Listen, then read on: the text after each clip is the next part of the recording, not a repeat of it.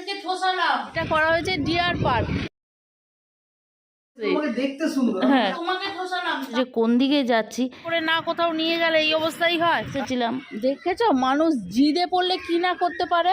এদের জোড়ার সাথেই থাকতে ভালোবাসে। লোভ দেখাচ্ছি মিচি ছোলা। কি গো এখনো ঘুসঘুস করছো, তুমি রেডি হওনি?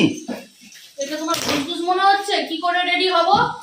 রান্না করলাম, তোমার ছেলেদেরকে ঠোসালাম, তারা স্কুল গেল, তারপর তোমাকে ঠোসালাম, তারপর নিজে রেডি হয়ে বেরো। তুমি আগে নিজে ভালো করে ঠুসে নিয়েছো তো? না, আমি কেন ঠুসবো? আমি আমার ঘরে ঠুসতে ভালো লাগে না, আমার বাইরে ঠুসতে ভালো লাগে। আমি বাইরে ঠুসবো, এত দোকানপাট সব আমি যাব তবে না চলবে। ও তুমি কি মহান চিন্তা ভাবনা তোমার, সত্যি বলছি। ও ভগবান। থাকা দেখো না, নেমে চলে আসবে। আজকের ব্লগটা এখান থেকেই স্টার্ট করলাম, কারণ হচ্ছে যেহেতু আমার বর সানডেতে ডিউটি করেছে, সেই জন্য আজকে মানডেতে বাবু ছুটি পেয়েছে। আর মানডেতে ছুটি পেয়েছে বলে ছেলেরা স্কুল চলে গেছে। আমি বললাম চলো দুজন মিলে অনেকদিন পরে একটু প্রেম করে আসি, সেই জন্যই যাচ্ছি। আর যাচ্ছি অবশ্যই ওর একটা কাজে যাচ্ছি। ওই কাজ ছেড়ে যেদিকে যাবো কাজে, ওইদিকে মোটামুটি একটা ঘুরতে যাওয়ার একটা ভালো স্পট আছে। আমি চলো একটু আমি ঘুরে আসবো, মনটাও আমার ভালো থাকবে। আমার মনটাই খুব কষ্ট। ওহ বাবা রে, তোর কোন কোন জায়গা ব্যথা রে? কি করবো বলো, যেতে পারছি না, ঘরে টিকতে পারছি না, আনন্দ ফুর্তি নেই, কিচ্ছু নেই। সমস্যাই সমস্যা লাইফে। না আমি তো সবসময় দেখো দেখো আমাকে যেহেতু আমাকে দেখতে সুন্দর না, সেই জন্য আমি যা পরবো তাতেই মানিয়ে যাবে। ও আমার কলির কেষ্ট রে। ছবিটা ভালো করে নাও। নিজে পুরো চিকনা চাকনা দিয়ে খেয়ে দে, চিকনা ঠিকনা দিয়ে তারপর কথা বলতে এসে দেখতে সুন্দর, যা পরবো সেটাই মানিয়ে যাবে। আরে হাফ প্যান্টেও হলো। হ্যাঁ, বসার মেন্টালিটিতে যদি আগেই বেরিয়ে পড়ো, তাহলে তুমি পথচারীর মাঠে বসতে পারছো না। তো কোথাও গিয়ে বসবো না, একই কথাবার্তা, সবাই বসে না। কোথায় যাচ্ছি বিশ্ব বাংলার গেট দেখে তোমরা নিশ্চয়ই বুঝতেই পেরে গেছো যে কোন দিকে যাচ্ছি। কিন্তু হ্যাঁ, বিশ্ব বাংলার গেটটা তোমরা এখানে দেখতে পেলেও আমরা কিন্তু বিশ্ব বাংলায় যাচ্ছি না, আমরা যাচ্ছি হচ্ছে ইকো পার্ক। ওইদিকে বরের একটু কাজ আছে আর আমিও ঘুরে নেব।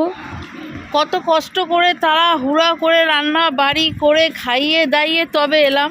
ওই যে বলে না, মানুষের মন পরিষ্কার করে না কোথাও নিয়ে গেলে এই অবস্থাই হয়। হ্যাঁ, মন পরিষ্কার বেরোনোর আগে বলা বসবো। তা কোথাও গেলে মানুষ বসে না, ঘোরে না, কি? আমি শুধু বলেছি গিয়ে একটু বসবো, আমার দু একটা কাজ আছে সারবো, সেটা আমার দোষ হয়ে গেছে। তা এসেছিলাম ইকো পার্কে, কারণ এর আশেপাশেই ওর কাজ ছিল। আর এসে দেখছি ইকো পার্ক আজকে বন্ধ, মানে প্রত্যেক সোমবার বন্ধ থাকে। বিনা ডিক্লেয়ার দেওয়াতে এইটা ডিসিশন নেওয়া হয়েছে। আমি ডিক্লেয়ার দিয়ে দিলাম প্রত্যেক সোমবার কেউ ইকো পার্কে এসে না, বন্ধ থাকবে। শুধু এমনি ঘুরে যেতে হবে, দেখাচ্ছি সব বন্ধ। দেখো মোটামুটি সবাই খাবার দাবার তৈরি করে এসেছিল, সবাই বাইরে বসে রয়েছে, কেউই ঢুকতে পারছে না। হ্যাঁ, ওই জন্যই তো বললাম, ওই দেখো না, মিশরের পিরামিড, তাজমহল সবই তো রয়েছিল, কিন্তু এই যে সব বন্ধ, তার কি করবে? বাইরে থেকেই সব ফটো ভিডিও তুলে নিচ্ছে,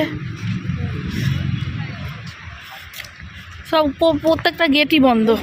ইকো পার্ক আমার যাওয়া আছে, কিন্তু 1 নম্বর 2 নম্বর আর 3 নম্বর গেট অবধি মনে হয়, মানে ফ্লাওয়ার বাগানটা, গোলাপের যে বাগানটা, ওই অবধি গেছি। এই দিকটা আর আসা হয়নি, তাই আজকে এসেছিলাম। দেখেছো মানুষ জিদে পড়লে কি না করতে পারে।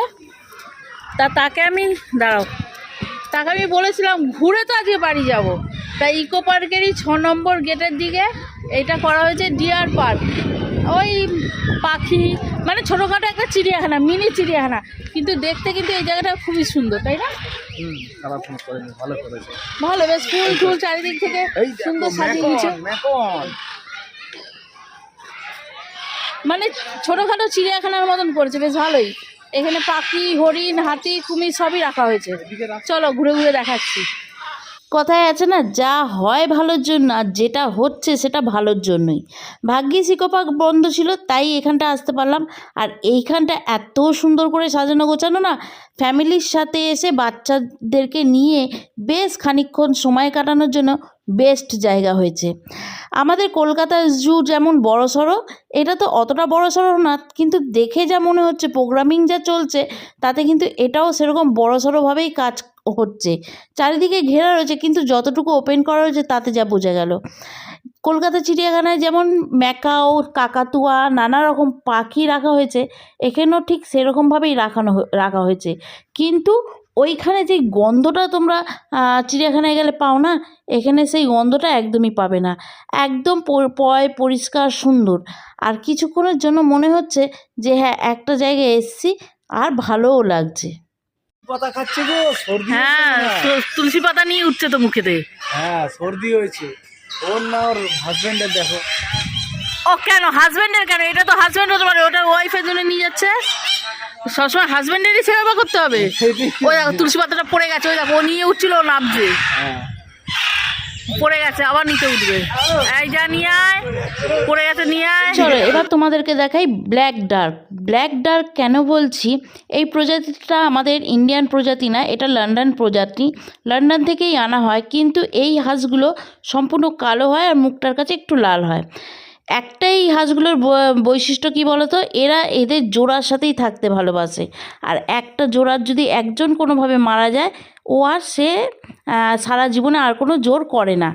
আর একটা এর বিশেষত্ব হচ্ছে, এর জোর যদি কোনোভাবে একজনকে অপরজন যদি বিশ্বাসঘাতকতা করেছে তো মেরে দেয়। তুমি সেদিনকে রাজহাঁসের মাংস খাবে বলছিলে না, হাঁসের মাংস? ডিম পেরেছি কি দেখো আগে রাজা। ডিম? ওই দেখো একটা সাদা মতন দেখা যাচ্ছে, কি জলে ওটা? কি লাইট জ্বলবে রাত্রিরে। ও রাত্রে ওরা লাইট জ্বালিয়ে রেখে কি করবে? তবে তো জলটা গরম হবে। ও আমাকে না ভীষণভাবে এই ফুলগুলো আকর্ষণ করেছে, এত সুন্দর কালার হয়ে রয়েছে, আর সারিতে সারিতে বসিয়ে রেখেছে তাই জন্য। তা যাই হোক, এইটা হচ্ছে জিরাফের জায়গাটা। জিরাফ দু পিসই রাখা রয়েছে। আর এই জিরাফগুলোর হাইট আর বডি স্ট্রাকচার দেখে যেটা বোঝা গেল, এগুলো কিন্তু একদমই বাচ্চা, আর রিসেন্ট এদেরকে এনে রাখা হয়েছে। এই ঢুকে গেল গো জিরাফটা। তো তোমরা খেতে দেবে না, থাকে নাকি? কে খেতে দেবে? আমরা? গোটা তরমুজ নিয়ে এসো বাবা, আর পাকা পেঁপে। ওই তো ওই তো ওই তো দাঁড়িয়ে রয়েছে, ওই তো দাঁড়িয়ে রয়েছে। এক পেয়ার আছে। তার মানে ওই যে আগের না তার আগের বার বাচ্চা হলো, ওই বাচ্চা দুটোকে মনে এনে রেখেছে, তাই না? এখন কি এনে রেখেছে? আচ্ছা, এর মাঝখানে বলে রাখি, প্রত্যেক থার্সডেতে এটা কিন্তু বন্ধ থাকে। ওই জন্য বৃহস্পতিবার কেউ খবরদার এখানে এসো না, বন্ধ পাবে। এই হরিণালয়ের টিকিট হচ্ছে 50 টাকা করছে। আচ্ছা, হরিণালয় কেন বললাম, এই জায়গাটার নাম দেওয়া হয়েছে হরিণালয়, ঠিক আছে না? আলিপুর জু যেহেতু সবার মুখে মুখে জু জু জু চলে, সেই জন্য এটার একটু আলাদা নাম করা হয়েছে হরিণালয়। তা 50 টাকা করে টিকিট এন্ট্রি। আর বাচ্চাদেরটা বলতে পারছি না, যেহেতু বাচ্চা নিয়ে আসিনি, আর আমি জিজ্ঞাসাও করিনি, নিশ্চয়ই 5 বছর অবধি ফ্রি হবে। দেখেছো কুমিরের মন ভালো করার জন্য ঝর্ণা করেছে, এই দিকে ঝর্ণা, এই দিকে। হ্যাঁ দেখেছি, ওই দিকেই ঝর্ণা দেখেছি। একে আমি তোমার দিকে ঝর্ণা দেখছি নাকি? এই ঠিক আছে, কুমিরের মন ভালো করার জন্য। এখানে সেই ছোট ছোট মাংকি বাঁদরগুলোকে রাখা রয়েছে। আর ওই যে বাঁশ দিয়ে ব্যারিকেড করা রয়েছে, ওর পেছনে কিন্তু কাজ হচ্ছে। আর জায়গায় জায়গায় দেখলাম বাঘ সিংহের বোর্ড লাগানো, তার মানে এই সবেরও এখানে কাজ হচ্ছে। হরিণদের জন্য পরিবেশটা সুন্দর। এরকম পরিবেশ না থাকলে ওরাই বা থাকে কি করে, তাই না? ওই যাও অনেকগুলো রেখেছে হরিণ, সব স্বর্ণ হরিণ। রামচন্দ্র আসছে না, তার মানে আস্তে আস্তে ও পাশে চিড়িয়াখানাটা এই পাশে ট্রান্সফার হবে। পাড়াইপুরেও নাকি একটা চিড়িয়াখানা হওয়ার কথা।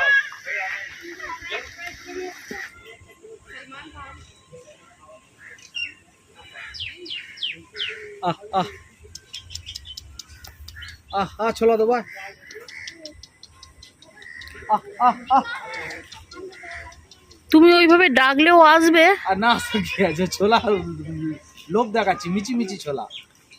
আহ আহ তুমি মিছিমিছি ছোলার লোভ দেখাবে, আরো চলে আসবে। আসবে আসবে।